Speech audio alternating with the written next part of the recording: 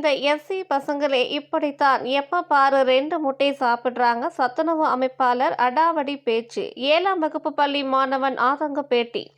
திருப்பத்தூர் மாவட்டம் திருப்பத்தூர் அடுத்த பொம்மிக்குப்பம் பகுதியில் அரசு மேல்நிலைப்பள்ளி இயங்கி வருகிறது. இந்த பள்ளியில் சத்துணவு அமைப்பாளராக பத்மினி என்பவர் பணியாற்றி வருகிறார். இந்த நிலையில் கடந்த சில தினங்களுக்கு முன்பு ஆதி திராவிடர் சமூகத்தை சேர்ந்த 7ஆம் வகுப்பு படிக்கும் பள்ளி மாணவன் சத்துணவு வாங்கியுள்ளான். அப்போது அந்த மாணவனை பார்த்து, இந்த எஸ்சி பசங்களே இப்படித்தான், எப்ப பாரு 2 முட்டை கேட்கிறாங்க என அடாவடியாக பேசியுள்ளார். இது குறித்து அந்த மாணவன் தன்னுடைய மாமாவிடம் கூறிய போது, இது குறித்து அவருடைய மாமா கேள்வி எழுப்பியும், என்ன வேண்டுமானாலும் செய்து கொள்ளுங்கள் என தகாத முறையில் பேசியுள்ளார். இது குறித்து அந்த பள்ளி மாணவன் செய்தியாளரிடம் ஆதங்கமாக தன்னை ஜாதி பெயரை சொல்லி திட்டுகிறார். மேலும் தகாத வார்த்தைகளால் என்னை பேசினார் என ஆதங்கமாக கூறினார். அது மட்டுமல்லாமல் சத்துணவு கூடத்தில் கேஸ் சிலிண்டரில் தான் சமையல் செய்ய வேண்டும் என பொருட்கள் அரசு கொடுக்கும், அதை மதிக்காமல் விறகு அடுப்பில் சத்துணவை செய்து மாணவர்களுக்கு விநியோகம் செய்து வருகின்றனர்.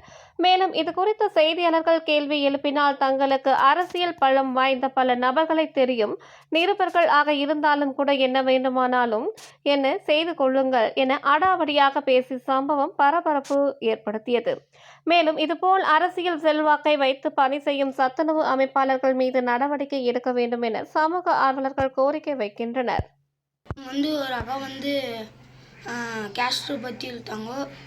முட்டை வாங்கிட்டு அந்த பக்கம் அங்கே போகும்போது பசங்க 2 முட்டை வாங்குறாங்க. அந்த மாதிரி இருந்தாங்க. அடுத்தது இனாத்துக்கிட்ட சொன்னேன், எல்லாம் கேட்டும் போயிட்டு இந்த மாதிரி சொல்கிறாங்கண்ணா அப்படின்னு எங்கள் அண்ணன்கிட்ட போய் சொன்னேன். அதனால் சரியா வரேன் அப்படின்ட்டு போய் கூட்டினு வந்தேன். அடுத்தது இனாத்துக்கிட்ட எல்லோரும் கூட்டினாரா, இன்னொரு முறை கூட்டினு வந்தேன்னா அவள் தான் அப்படின்னாங்க. அடுத்து திட்டினாங்க. நல்லா பயப்படல. அப்புறம் திட்டினாங்க, திரும்பி திட்டுறாங்க இல்லையா அப்படின்னு திட்டினோடனே, சரி வா நான் பார்த்துக்கிறேன் வாடா அப்படின்ட்டாரு. சரி நானும் கம்முன்னு போயிட்டேன். யார் உன்னை திட்டினது? அது அவங்க சத்துணவு இது எழுதுறாங்களே கணக்கு, அவங்க திட்டினாங்க. இந்த மாதிரி பசங்க 2 முட்டை மாவு வாங்குறாங்க அப்படின்னு சொன்னாங்க.